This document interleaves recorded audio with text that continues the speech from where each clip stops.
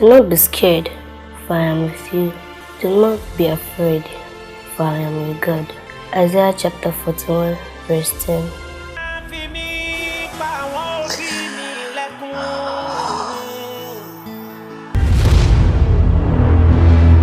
This is the height of disrespect! Lebutia!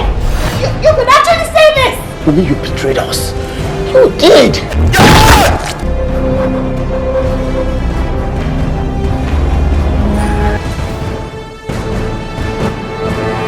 Wàhálà ti ṣẹlẹ̀ ní ìta. Shamba 4.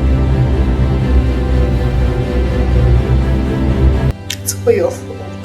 We have to move on. What do we should move on in this situation? Ìbádára kí ẹ gbọ́ ohun tí ẹ̀mí Ọlọ́run.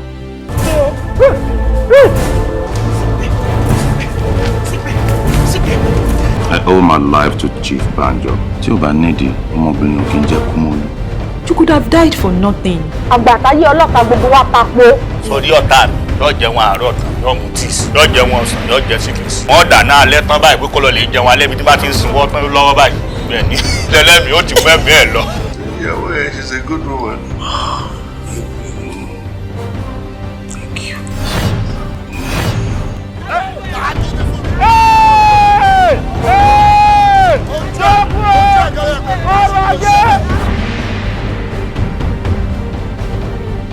Life is a journey. Our destinations comes in jagged roads, rough roads, and crisscross.